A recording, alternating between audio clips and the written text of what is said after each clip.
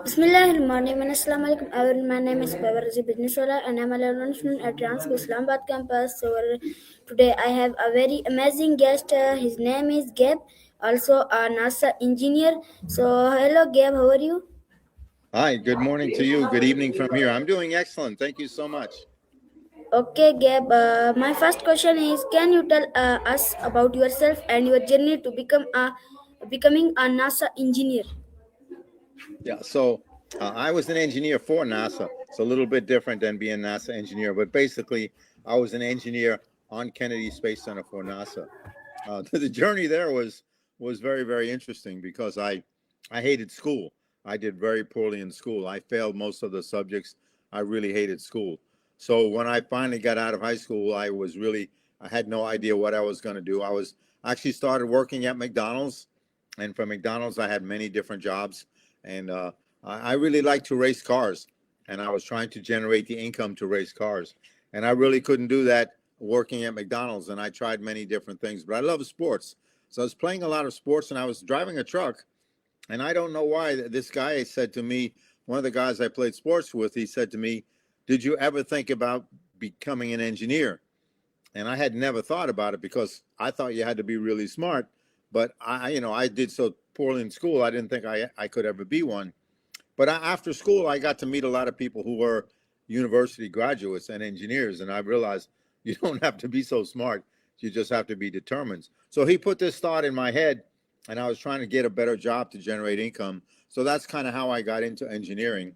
And from there, I was in the Air Force, close to Kennedy Space Center, close to NASA, and I saw the very first shuttle launch, the very first space shuttle launch. And that's when I got really fascinated with the space program. And after that launch, I kind of said to myself, when I get out of the Air Force, I'm going to try to get a job at Kennedy Space Center. And I did. And I'm very, very thankful. Okay, I like your answer and very nice answer. So my next question is what inspired you to choose engineering as a career? Yeah, I think I just mentioned really what inspired me was somebody suggesting it to me. I had never really thought about it. But when this guy suggested it, and again, I don't know why he said that to me. Some reason he said that to me, I'm not sure. I never knew why. But when he said it to me, it just put a thought in my head. I need to get a better job. I need to generate more income. Well, if I become an engineer, I can do that. And I thought, once that thought was there, well, I can do that. I've seen other people who do it. I said, if they can do it, I know I can do it. So the inspiration was just a friend of mine giving me a suggestion. Okay, nice answer, Gab. So my next question is when did you first become interested in space and science? So it really was when I was in the Air Force at Patrick Air Force Base, which was close to Kennedy Space Center. And while I was there, they were developing the space shuttle program. So the space shuttle is a ship. It's a rocket ship that looks like a plane, but it goes to space on two big rockets like a rocket ship, and it comes down like a plane. It's called a shuttle because it shuttles back and forth to space. It was building the International Space Station. And I saw the very first shuttle launch. And when I saw that shuttle launch, I'd never seen anything like it in my life. It was amazing. It was so powerful. The noise was amazing. Everything about it was crazy magical to me. And I thought to myself at that time, when I get out of the Air Force, I'm going to try to get involved in this program so I can get closer to it and be around it. And it was everything I thought and more. Okay, nice answer. So my next question is was there a moment when you realized you wanted to work at NASA? Yeah, at that first shuttle launch, when I saw that first shuttle launch right then and there, I knew, yeah, I think I was something I want to do. I want to get involved in the space program, and it was strictly through that launch because the launch was so majestic to me. It was something I'd never seen. Uh, it's just amazing. These things are so powerful; they literally shake the earth, and then when they go up, they make this noise, and it just plays mind games with you. It's the most amazing thing I've ever seen. Okay, nice answer. So my next question is what challenges did you face on your path to NASA? The main thing was just trying to find an opportunity. When you want to get a job at NASA, it's like any job anywhere in the world. You have to, first of all, there has to be position, and then you have to qualify for the position. The biggest challenge with NASA is so many people want to go there, and so many people have vast amount of experience and knowledge applying to go to NASA. So if you're just an average person with really not much experience, it's going to be very challenging for you to get a position. I was very, very lucky. At the time I was looking to get a job for NASA, they had a contractor. NASA doesn't do everything with NASA personnel. They hire contractors to do different things. So there was a contractor that NASA hired to do engineering, and I was part of that contract. So that's kind of how I got involved in NASA at the beginning. Okay, nice. So my next question is, what AI tool help you to become a NASA engineer? Yeah, I really don't think AI helped me so much. This was about 20 years ago, 25 years ago, when AI wasn't what it is today. Although AI has been around for a long time, it just hasn't been called AI. They actually had, over 100 years ago, in the early 1900s, they had something called an industrial revolution, which meant people were doing things by hand, and now they were doing it by machine. So in a way, that was AI now is looking at taking things that people do and having machines do them, or learning to be taught by machines. So it's kind of an evolving thing. But at the time I was getting involved, I don't think it helped me at all, because I was applying to become an engineer, and I just applied like any other job. But it was a long time ago, and AI wasn't really what it is today. Okay, nice answer. So my next question is, what educational background is required to work at NASA? Well, it depends on what you want to do.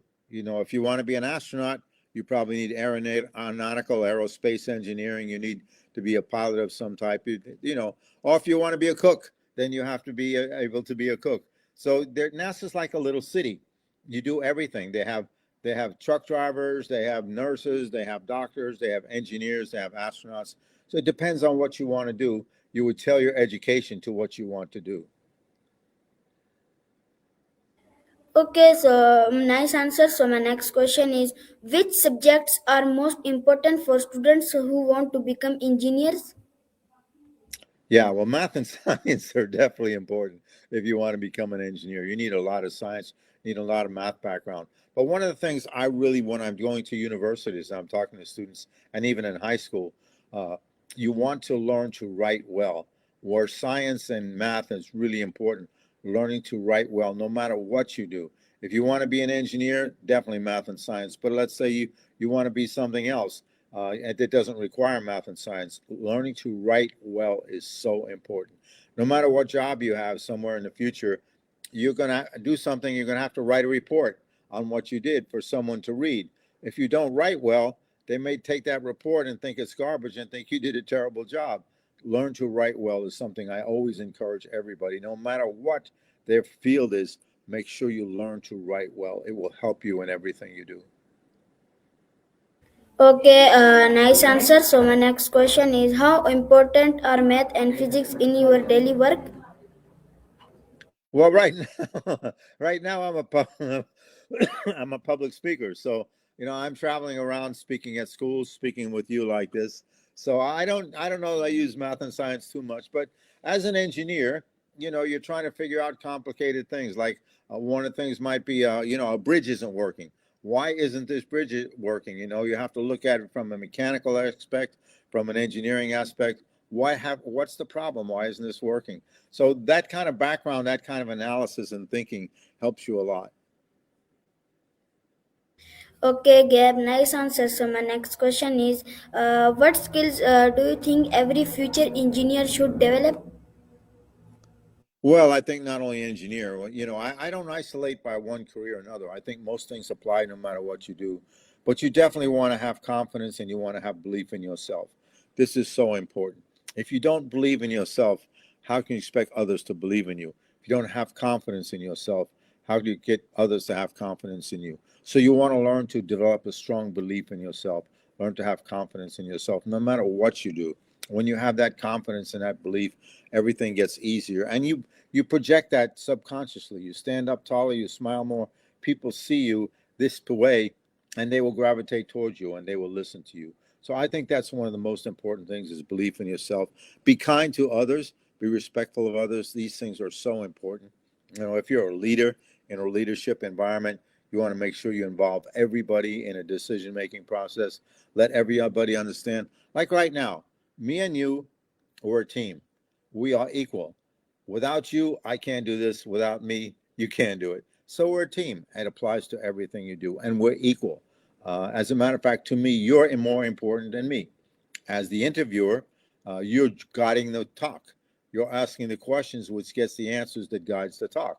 So all I'm doing is reacting to your questions. So I believe we're a team, and I think everything in life evolves around getting along and helping each other and respecting each other. Okay, nice answer. So my next question is, how can students prepare themselves for a career in space engineering? Well, definitely want to take a lot of math and science courses, and if you really want to get into maybe being an astronaut or get into really you can take aerospace or aeronautical engineering. Either one of those engineerings are pretty good to get you in that field. But almost any type of engineering will open a door. But if you really want to get into space exploration, aerospace or aeronautical engineering will help a lot.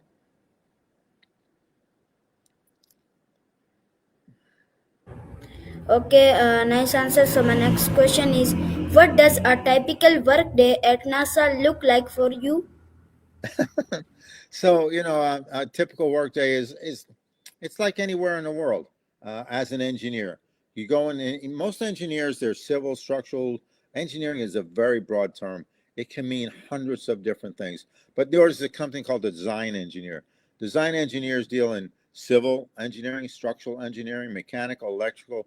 All these design engineers, you go in, you become a team. You work with all these other disciplines. Collectively, you say, someone brings a thing. Oh, we have this building. It's going to have this many people. This is their jobs. Build a building for them. So you sit down and you collectively do that. You have to figure out the air conditioning systems, the electrical systems, all those things. You do that as a team. My job was a little bit different. I was called a programmer, where I got tried to get money to fix things. So I was dealing with roads and bridges and roofs and the infrastructure of Kennedy Space Center. I didn't get to build a ship, and I didn't get to go to space, but I was involved in the environment of doing it. And it's not what you do, it's where you do it that makes it so much fun. You can be a civil structural engineer in Pakistan, but you don't have ships going up to space every day. You're not surrounded by this magical environment. So to me, it's not what you do, it's where you do it that makes it so special. Okay, nice answer. So my next question is, what kind of projects are you currently working on? So right now, I don't know if I mentioned to you, I became a public speaker about 10 years ago, maybe 8 years ago. So I was doing a lot of speaking in America, and all of a sudden I started getting requests to go international, and it was really a big deal for me to go international and speak at all these different countries. So I wasn't enough hours in a day to do my job and to go travel to these countries. So I resigned my position, I quit my job, and I said I'm just going to become a full-time speaker. So for the last 8 or 9 years, that's all I've been doing is traveling around the world speaking. I've been to Pakistan 4 times, and I'm coming to Pakistan next week. So I'm very looking forward to coming back to Pakistan. Okay, a nice answer. So my next question is, how does teamwork play a role in NASA missions? Teamwork to me is everything. Without teamwork, you can never be successful. The most successful is not the best individuals; it's the best team. And on a team, you learn everybody is equal. It doesn't matter what your position is. You want it to me. Teamwork is about bringing people together with a common goal and people willing to say, okay, I'm going to put my thoughts sideways. I'm going to do what everybody else wants to do for the good of the team. But you do that and when you form the team, you get everybody involved in the decision making process. Look, we're creating this team. This is what we have to do. Everybody tell me what you want. What do you think your part should be? How are you going to do your part? How are we going to tie it together? It takes a lot of time. It takes a lot of coordination. But in the end, everybody has the same common goal. And when you have a common goal and you all feel important, equally important, you're very, very successful, even if you're not the most talented. Okay, nice answer. I like your answer. So my next question is, what is the most exciting part of your job? Oh, every day is exciting to me. I really, really have fun with everything I do, and everything is exciting. When I was still working at Kennedy Space Center, we have something called the VAB, the Vehicle Assembly Building. This building is huge. It's almost 200 meters high, by 200 meters wide. It's huge, huge building, and inside of where all the ships are put together, all the spaceships are put together, and you can see it for maybe 10, 15 kilometers away. It's so big. So when I'm driving into work every day, I'm looking at this building. It's 10 kilometers away and it looks kind of small, but as I'm getting closer, it gets bigger and bigger. And then I park right next to it and I see this huge building. So every day was magical for me. Just driving to work was magical. It was so much fun. And everywhere I went, everywhere you look, there's pictures of space, there's pictures of stars. Your mind is always going to magical places. It's just so much fun. And then you see this big building, a ship was put together. It goes to these magical places. So your imagination becomes reality. To me, it's just so much fun to be there.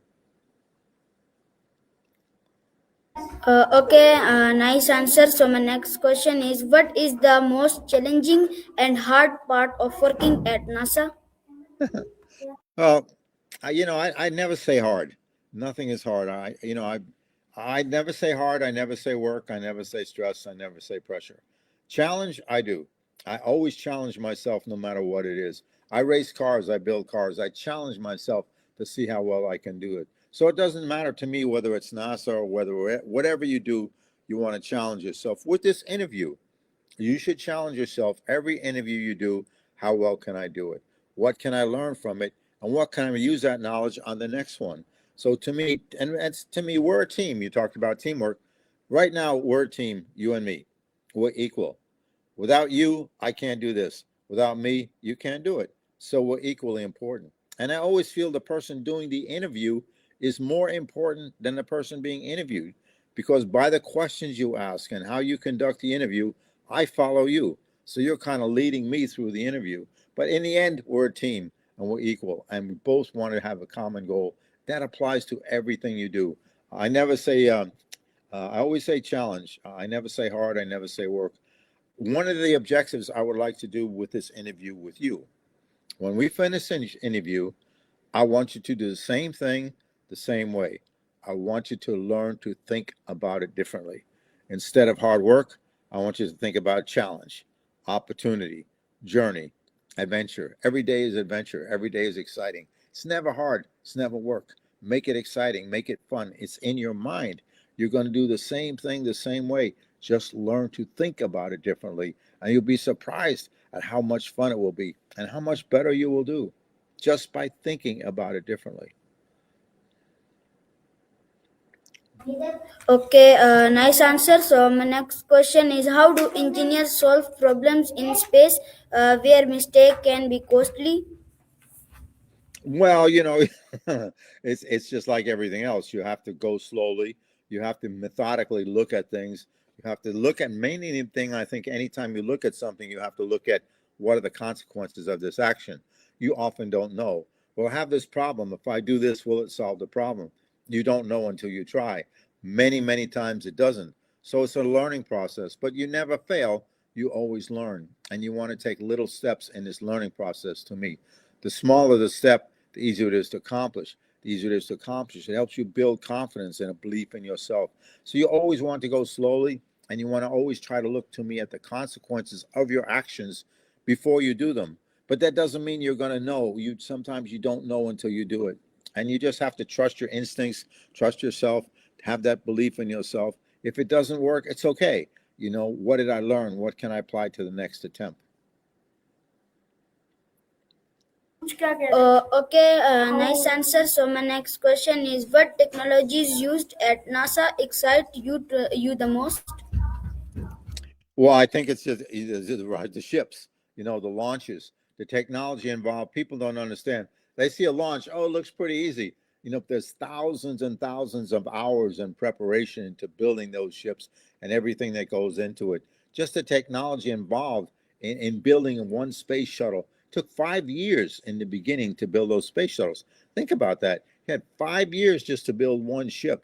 So the technology that actually makes these things launch, to me, is the most amazing thing. And anything that's done well looks easy. You know, when you're doing these interviews, if it looks really easy, it's because you're doing it very well. Building these ships and doing all the variables it takes to launch these ships, to me, is absolutely amazing.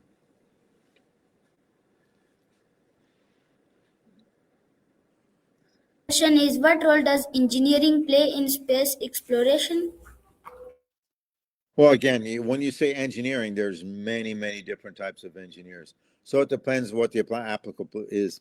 If you're dealing with building ships and you're dealing with going to space, an aeronautical, aerospace type of engineering. If you're trying to fix a road or fix a roof in a building, then it's a civil structural type of engineer. So it depends on the type of engineer, depends what the objective is. Okay, nice answer. So my next question is, how does NASA test equipment before sending it into space? Well, everything is tested during the development stage. It was really interesting. I know you're probably too young to understand, but they had something called the International Space Station. Do you know what the International Space Station is? Do you No, I know? don't know. No, I don't know international space. Okay, so an International Space Station, it's a huge ship. It's up in space. And it's been up in space for 30 years. And when they were building this International Space Station, it's called international because there were 16 different countries involved in building this International Space Station. So Italy had a part, Germany had a part, America had a part, Russia had a part. All these different countries built a part for this space station. So on Florida and Kennedy Space Center, they had a great big building. And they would take all these pieces from these different countries. And think about it, you had 16 countries with their own manufacturing ability, their own techniques. Each country built a piece, and then they had to put it all together and had to all fit. So they don't want to take it up space without testing it. So in this big building, they had the ISS testing area, and they would bring these pieces in and they would connect them together. How do they fit? And they would learn to do that on Earth, make sure they work before they took them to space. So testing is critical in everything within NASA. Okay, nice answer, Gabe. So my next question is, have you ever worked on a mission that you are especially proud of? I'm really pretty proud of everything I've done. I try to take the same approach to everything. How well can I do it? How much can I enjoy it? Anybody can do something. The challenge is, can you enjoy doing it? Most people, they talk about their jobs in a negative way. They can't wait for the weekend so they don't have to work. Well, to me, I never work. I always have fun with everything I do. And I don't know, there's so many involved in space launches and being around the space program. I got to go inside of a space shuttle, which really, really cool. I got to sit on the flight deck. I got to sit in all these different, it's like a big plane, but you've got all these instruments, all these cool things. So that was pretty exciting for me to do that. Okay, so my last question is, what is your message for my audience and engineers? Yeah, so for the message for engineers and everybody listening is the same. Remember three things. Do your best, enjoy what you do, believe in yourself. Learn these three things. Do your best is so important. On this interview, you want to do your best. Everything you do, you want to do your best. It's going to happen to you in your life. You're going to find yourself in a situation where your whole career is going to depend on you doing your best at something. If you practice every day, when that time happens, you're going to do it easily, no problem. If you don't practice, you might be nervous, you might be scared, you might mess up. Always do your best. Enjoy everything you do. That's a little bit more challenging. You can enjoy this interview or not. Either way, you're going to do it. Learn to Yes, find. of course. Yeah. Of course, I enjoyed this interview. Thank you for your time, for your interview, and I like your answers. So, this was our interview with Gabe. I hope you like it. See you in the next interview. Allah Hafiz, Pakistan, Zindabad.